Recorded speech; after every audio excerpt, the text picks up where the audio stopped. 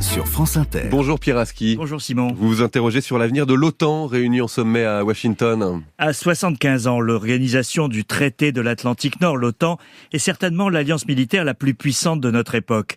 32 pays, dont 3 puissances nucléaires, de part et d'autre de l'Atlantique, dont bien sûr les États-Unis, première armée mondiale, et 2 nouveaux membres, la Suède et la Finlande, que l'invasion de l'Ukraine par la Russie a poussé à sortir de leur neutralité. Et pourtant, derrière les célébrations à Washington, il y a de véritables inquiétudes existentielles dont il serait malvenu qu'elles viennent gâcher l'ambiance. La première est évidemment l'âge du capitaine Joe Biden, l'hôte de ce sommet. Il est au centre des préoccupations sur ses capacités cognitives depuis son débat raté avec Donald Trump. Tous les participants le guetteront du coin de l'œil pour se faire une opinion, même si le sujet ne sera jamais abordé.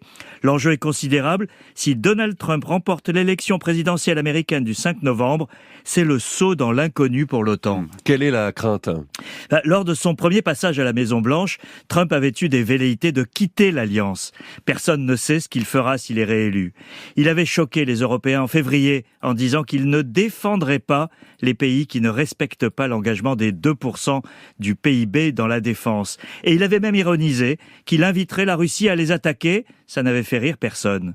Cette crainte du retour de Trump conduit à la seconde fragilité, la faiblesse du pilier européen de l'Alliance. Les pays du continent se sont longtemps reposés sur le parapluie américain pour leur sécurité, et si l'invasion de l'Ukraine a marqué un réveil, on est encore loin du compte.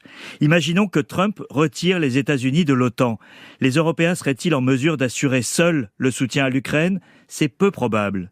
Serait-il capable de défendre seul la sécurité du flanc oriental face à la Russie ? Là encore, le compte n'y est pas, même si des pays comme la Pologne font des efforts considérables d'investissement dans leur défense. Ce sujet sera abordé à Washington ? Alors pas vraiment Simon, car ce serait du défaitisme en face de Joe Biden qui s'accroche à sa candidature. Mais la question sera dans tous les esprits.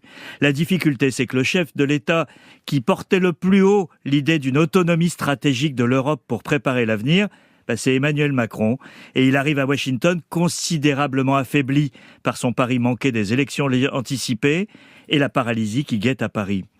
La France, par son histoire au temps du général de Gaulle, a longtemps été considérée avec méfiance par les autres membres, qu'il a soupçonné de vouloir affaiblir l'OTAN. Poutine et Trump ont changé la perception, mais c'est la France qui n'est plus vraiment au rendez-vous. Ces nuages lourds font que ce sommet sera faussement festif. Il est d'abord marqué par l'Ukraine et sa guerre contre l'invasion russe aux portes de l'OTAN. L'Alliance soutient massivement l'Ukraine, mais qu'en sera-t-il après l'élection américaine ? Personne n'aura la réponse cette semaine à Washington. Pierre Aski, merci. Dans un instant, Anne Hidalgo, invité du grand entretien de la matinale.